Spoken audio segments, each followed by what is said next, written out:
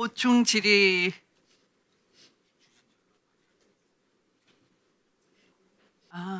그렇구나. 네네네. 네네. 네. 네, 다음 질의 순서는 최혁진 의원님이 되겠습니다. 진행해 주십시오. 7분입니다. 김경우 변호사님 잠깐 앞으로 나와 주시겠습니까?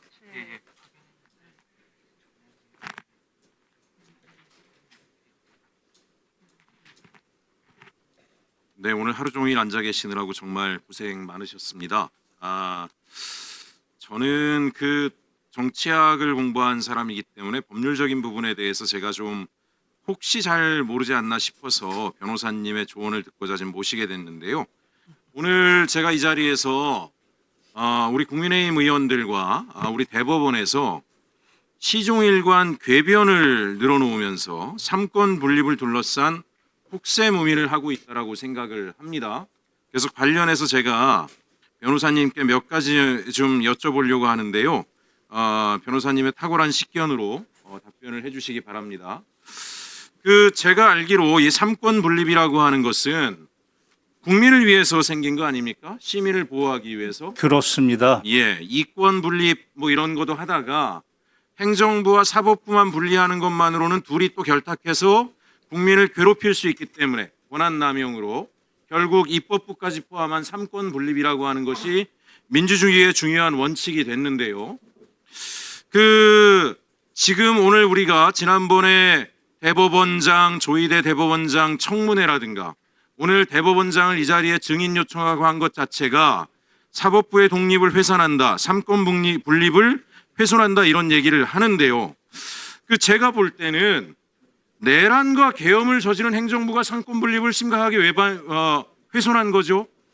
그런 합리적 의심이 강하게 듭니다. 예. 그리고 두 번째로 군을 동원해서 국회를 찬탈하고 계엄을 하고 내란까지 저지르고 있는 그 상황에 삼권 분립에서 상호 견제로 국민을 보호해야 할 사법부가, 대법원이 성명서 하나 안 내고 입 다물고 가만히 있는 것은 적어도 동조하거나 이 삼권 분립이 무너지는 것을 방기한 것이 아닌가 저는 생각하는데 어떻게 생각하십니까?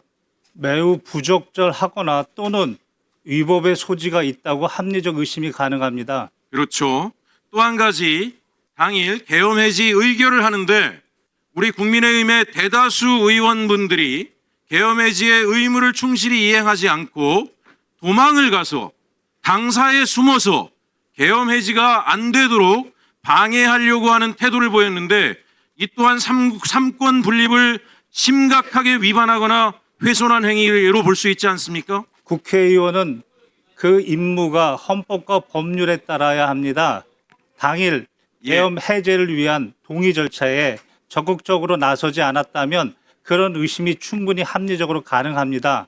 예, 그러면 지금 현재 우리 대한민국에서 민주주의를 지키고 삼권 분립을 지키고 사법부의 독립을 다시 세우고 행정부를 정상화하는 노력은 지금 국회에 당일 계엄 해지를 위해서 뛰어왔던 우리 민주당 법률권 의원들 이분들 말고 누가 있습니까? 이분들이 당연히 당일 계엄을 통해서 내란을 통해서 민주주의를 무너뜨리고 삼권 분립을 훼손하려고 한 것에 대해서 분명하게 청문하고 단죄해야 되는 게 국민적 의무 아닙니까? 헌법적 질서에 맞는 정당한 태도 아닙니까? 그렇습니다. 우리 대한민국 국민은 대부분 TV를 통해서 보았습니다. 어느 당의 어느 의원들이 적극적으로 대한민국의 민주주의를 지키기 위해서 노력했는지는 이미 대한민국 국민 대부분이 알고 있다고 그렇게 생각됩니다.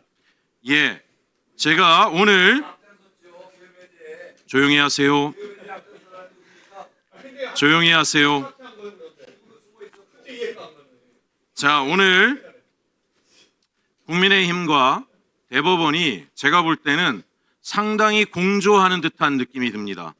하루 종일 우리 김 변호사께서도 여기 참고인으로 계시면서 느끼셨는지 모르겠는데 둘이 서로 말을 주고받으며 정상적인 국감 진행을 방해하고 내란 세력 척결을 위한 이 엄중한 자리를 계속 방해하고 시간 끌기로 일관하고 있는데 제가 볼 때는 도둑이 제발 저린다고 삼권 분립을 훼손했기 때문에 상호 간에 부끄러운 지난 시간들을 감추기 위해서 공조하고 있는 게 아닌가 생각이 되는데 우리 김 변호사님은 어떤 느낌이 드셨습니까? 한 말씀 드려도 되겠습니까? 예. 삼권 분립은 헌법 정신입니다.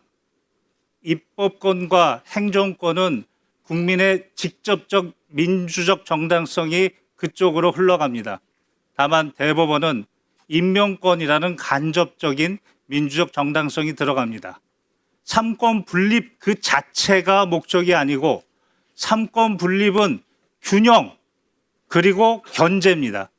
균형을 위해서는 우리 헌법 40조가 입법권을 국회에 줬고 사법권은 헌법 101조에서 법관으로 구성된 법원에 주었습니다. 거기까지는 균형입니다. 그러나 견제도 두었습니다. 견제는 법원이 입법, 국회를 견제하는 기능, 권한은 헌법 101조 1항 위헌법률 심판 제청, 신청권입니다.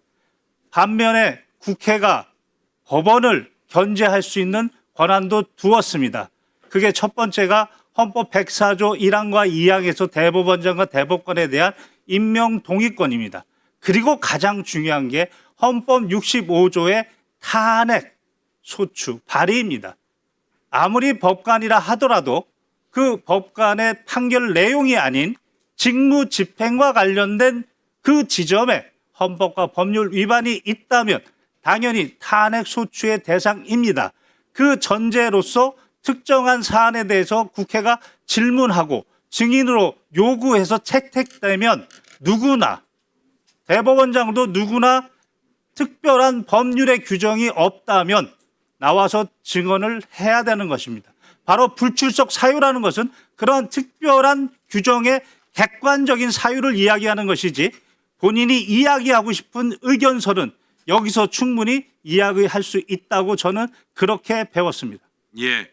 제가 오늘 우리가 내란범에 대해서 사형과 무기징역까지 최고의 형벌을 내리는 이유는 이 내란이라고 하는 것 자체가 주권자 국민에 대한 배반이자 대한민국 민주 헌정 질서에 대한 가장 심각한 중대 범죄라고 하는 그 의미를 담고 있다고 생각을 합니다. 그렇습니다. 예, 그런 차원에서 오늘 우리 입법부가 이 내란 척결을 위해서 이 엄중한 시기에 국감을 한다라고 하는데 사법부의 독립을 이야기하면서 오히려 국감을 방해하거나 하는 것은 저는 내란에 대한 연장이자 지속적인 공조라고 생각을 합니다. 이에 대해서도 분명한 책임 추궁이 필요하다고 생각하는데 우리 김 변호사님 어떻게 생각하십니까? 그렇습니다. 이미 헌법재판소에서 윤석열에 대해서 헌정사상 처음으로 국군 통수권자의 의무까지 위반했다고 했습니다. 국민들에게 총을 겨눴다고 했습니다.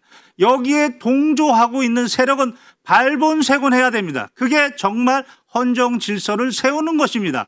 그런데 국민이 보기에는 그 재판을 담당하는 직위원 법관이나 그리고 대선과 관련돼서 이렇게 속전속결을 통해서 정치적 선택 내지 정치적 중립 의무를 위반했다는 그런 합리적 의심이 강하게 드는 것은 당연히 주권자 국민으로서는 궁금한 점을 알아야 하고 그것은 국회를 통해서 알 수 있는 것이 그게 바로 헌법의 견제 수단입니다. 존경하는 위원장님, 오늘 하루 종일 국민의힘 의원들이 우리 국감 이 엄중한 시기에 내란 척결의 국감을 지속적으로 방해하고 있습니다. 이 부분에 대해서 보다 엄중한 조치를 통해서 지금 국민적 분노 또 이 국민을 배반한 것에 대한 심판이 정상적으로 이루어질 수 있도록 역할을 부탁드립니다.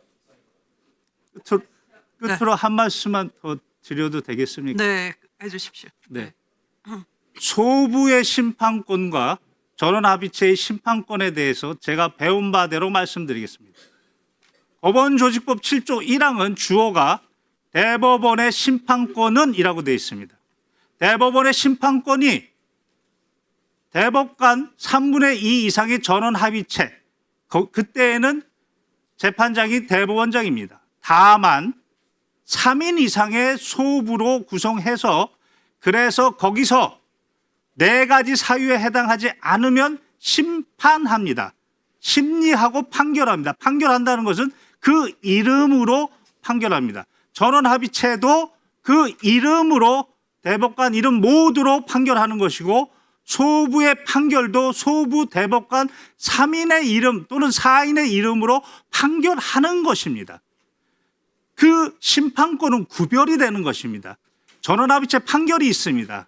1982년 9월 28일입니다. 8149 전원합의체 판결입니다.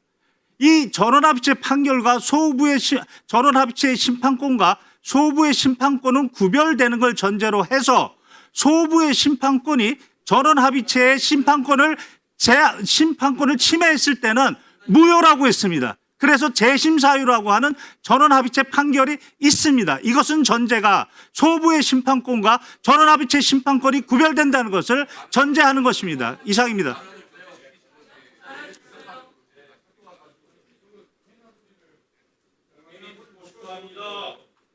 네, 수고하셨습니다.